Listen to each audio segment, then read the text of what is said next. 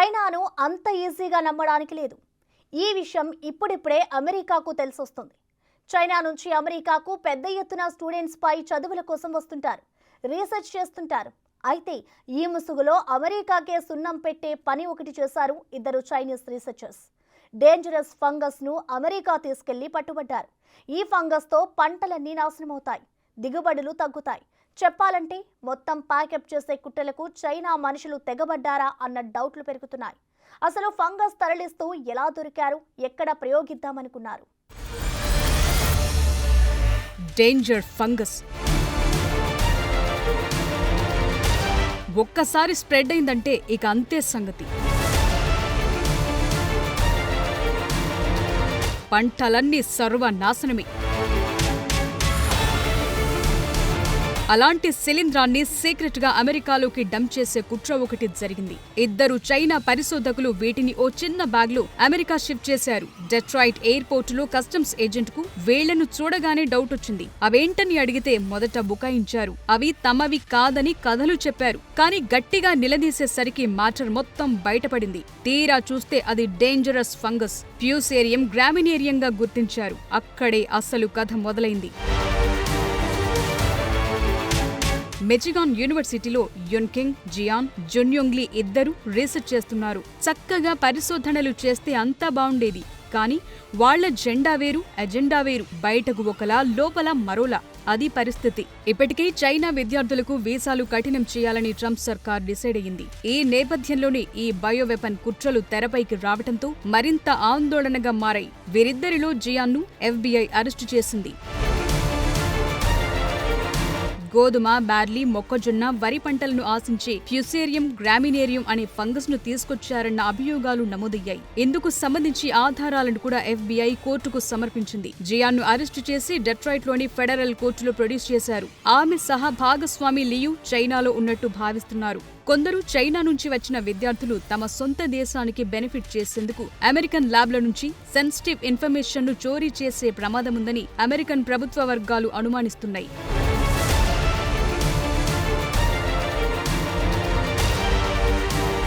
దశాబ్దాలుగా అమెరికన్ విశ్వవిద్యాలయాలు, లాబొరేటరీల నుంచి సైంటిఫిక్ డేటాను చోరీ చేశారన్న అనుమానాలు అమెరికన్లలో పెరుగుతున్నాయి. కొన్నిసార్లు ఇలాగే చౌర్యం చేస్తూ అరెస్టు కూడా అయ్యారు. అందుకే ఇప్పుడు ఇలా చదువులు డిస్కంటిన్యూ చేసిన వారిని, వర్సిటీలకు వెళ్లని వారి వీసాలను రద్దు చేస్తామంటోంది ట్రంప్ సర్కార్. నిజానికి గతంలో అమెరికా నుంచి చైనాకు ఇలాంటి ఇన్ఫర్మేషన్ లీక్ చేసుకుని తీసుకెళ్లేవారు. కానీ యున్కింగ్, జియాన్, జున్యోంగ్లీ విషయం అలా కాదు. చైనా నుంచే డేంజర్ ఫంగస్ ను అమెరికా తీసుకొస్తూ పట్టుబడ్డారు. అంటే అమెరికాలో వ్యవసాయ రంగాన్ని సంక్షోభంలోకి నెట్టే కుట్రగా దీన్ని చూస్తున్నారు. ఇది కూడా ఒక రకంగా ఆగ్రో టెర్రరిజం కిందకొస్తుందన్నారు. అరెస్ట్ అయిన లేడీ యున్కింగ్ జియాన్ చైనీస్ కమ్యూనిస్టు పార్టీకి విధేయతతో ఉన్నట్లు తేలింది. మాతృభూమిని ప్రేమిస్తానని, అంతర్జాతీయ వ్యవహారాల పట్ల శ్రద్ధ వహిస్తానన్నట్లుగా చెప్పిన పేపర్ బయటకొచ్చింది. చైనా ప్రభుత్వం నుంచి ఈ ఇద్దరు ఫండింగ్ కూడా అందుకున్నారని గుర్తించారు. గతంలో ఈ జంట అమెరికాకు వస్తువులను అక్రమంగా తీసుకొచ్చి ఉండవచ్చంటున్నారు. 2022లో వచ్చినప్పుడు షూలు, వస్తువులు తీసుకొచ్చారంటున్నారు. సో ఇప్పుడు మాత్రం ఈ డేంజరస్ ఫంగస్ ను తీసుకొస్తూ దొరికిపోయారు. నిజానికి మొక్కలను ఒక దేశం నుంచి మరో దేశానికి తీసుకెళ్లేటప్పుడు సూక్ష్మ జీవులు లేదంటే హానికరమైన ప్యాథోజన్స్ వ్యాప్తి చెందకుండా నిరోధించడానికి కఠినమైన క్వారంటైన్ టెస్టులు చేస్తుంటారు. ఈ ప్రక్రియ ఇంటర్నేషనల్ ప్లాంట్ ప్రొటెక్షన్ కన్వెన్షన్, దేశీయ క్వారంటైన్ చట్టాల ఆధారంగా జరుగుతాయి. సూక్ష్మ జీవులు లేకుండా ట్రాన్స్పోర్ట్ చేయటం వీటి ఉద్దేశం. లాబొరేటరీ టెస్టింగ్, సీరోలాజికల్ టెస్టులు, ఎలిసా, మాలిక్యులార్ టెస్టులు, polymerase chain reaction, nanopore sequencing, post entry quarantine, phytosanitary certificate. ఇన్ని దశలు దాటాలి. కానీ చైనా వాళ్లు ఏకంగా డేంజరస్ ఫంగస్ ని అమెరికాలోకి డంప్ చేశారు.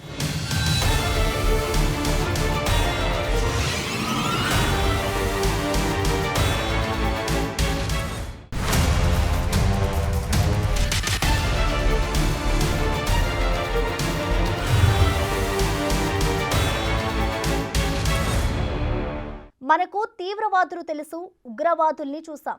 కానీ అగ్రో టెర్రరిజం గురించి విన్నారా? చైనా కారణంగా దీన్ని వినాల్సి వస్తుంది. ఎందుకంటే బయోవార్ అంతకు ముందే పెద్ద ఇష్యూగా మారింది. ఇప్పుడు వ్యవసాయ భూముల్ని యుద్ధ భూమిగా మార్చే ప్రయత్నాలు జరుగుతున్నాయా అన్న డౌట్లు పెరుగుతున్నాయి. ఎందుకంటే హానికరమైన మైక్రోబ్స్ను బయో వెపన్స్గా వాడితే చాలా ప్రమాదాలు ఉంటాయి. పంట ఉత్పత్తులు రావు. వాటిని తిన్న మనుషులు, పశు పక్షాదులకు నష్టం జరుగుతాయి. ఇంతకీ చైనా సీక్రెట్ బయోవార్ మిషన్ చేపడుతోందా? అమెరికాలో వ్యవసాయ సంక్షోభం కొంచెంలో మిస్ అయింది. జియాన్ జున్యోంగ్లీ కుట్రల్ని కనుక్కోకపోతే పెద్ద ప్రమాదమే జరిగి ఉండేది. ప్యూరేసియం గ్రామినేరియం ఫంగస్ కథ చాలా దూరం వెళ్లి ఉండేది. ఎందుకంటే పెద్ద ఎత్తున జరిగే వ్యవసాయంలో ఇలాంటి మైక్రోబ్ అటాక్స్ ను గుర్తించడం కష్టమే. ప్రత్యర్థి దేశాల ఆర్థిక వ్యవస్థలను, ముఖ్యంగా వ్యవసాయంపై ఆధారపడిన దేశాల ఆర్థిక వ్యవస్థలను ఈజీగా నాశనం చేసేందుకు ఇలాంటి బయోవెపన్స్ వాడుతుంటారు.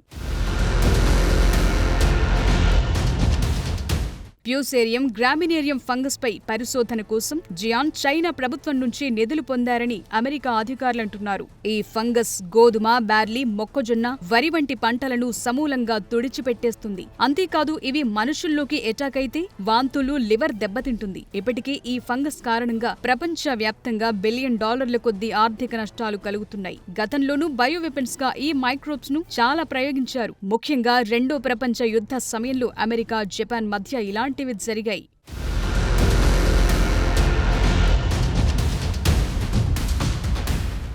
భారత్లో వ్యవసాయ రంగం దేశ జీడీపీకి దాదాపు 17% వాటాను అందిస్తుంది. పంజాబ్, రాజస్థాన్, హిమాచల్ ప్రదేశ్ వంటి కీలకమైన వ్యవసాయ రాష్ట్రాలు పాకిస్తాన్, చైనా వంటి శత్రు దేశాలకు దగ్గరగా ఉండడంతో ఇలాంటి ముప్పు చాలానే ఉంటుందంటున్నారు. డిఆర్డీఓ రీసెర్చ్ పేపర్ ప్రకారం 2016లో విషపూరిత ఫంగస్ బెంగాల్లోని 2 జిల్లాల్లో కనుక్కున్నారు. దాంతో ఆ 2 జిల్లాల్లో 3 ఏళ్ల పాటు గోధుమ సాగును ప్రభుత్వం నిషేధించాల్సి వచ్చింది. వీట్ బ్లాస్ట్ తెగులుకు కారణమయ్యే ఫంగస్ అయిన మ్యాగ్నోపోర్తే ఒరిజే పాథోటైప్ ట్రిటికమ్ వ్యాప్తిని అరికట్టింది. అంతేకాదు బంగ్లాదేశ్ ని ఆనుకుని ఉన్న ఇతర జిల్లాల్లో అంతర్జాతీయ సరిహద్దు నుంచి 5 కిలోమీటర్ల పరిధిలో సాగు చేయటం బ్యాన్ చేశారు. ఈ తెగులును భారత వ్యవసాయంలోకి ఉద్దేశపూర్వకంగా రిలీజ్ చేశారన్న డౌట్లున్నాయి. పంటల్లో హెడ్ బ్లైట్ తెగులుకు కారణమయ్యే ప్యూసేరియం గ్రామినేరియం ఫంగస్ ను మిచిగాన్ వర్సిటీ ల్యాబ్ కు చైనీస్ రీసెర్చర్స్ అక్రమంగా తీసుకురావడంతో ఇంకా ఇలాంటి ముప్పు ఎంతుందన్నది చర్చనీయాంశంగా మారింది. ఇది సోకితే $1 బిలియన్ మేర ఎఫెక్టు చూపుతుందంటున్నారు. ప్యూసేరియం గ్రామినేరియం ఫంగస్ అనేది గోధుమ, బార్లీ, ఓట్స్, మొక్కజొన్న, వరి వంటి తృణధాన్యాల పంటలను నాశనం చేస్తుంది. ఇది ప్యూసేరియం హెడ్ బ్లైట్ లేదా స్కాబ్ అనే వ్యాధిని కలిగిస్తుంది. ఇది ధాన్యం క్వాలిటీని దెబ్బతీస్తుంది, పంట దిగుబడిని తగ్గిస్తుంది. ఈ ఫంగస్ డియాక్సి నివాలెనాల్, జీరాలెనోన్ వంటి విష పదార్థాలను ఉత్పత్తి చేస్తుంది. ఇవి ధాన్యాలను దెబ్బతీస్తాయి.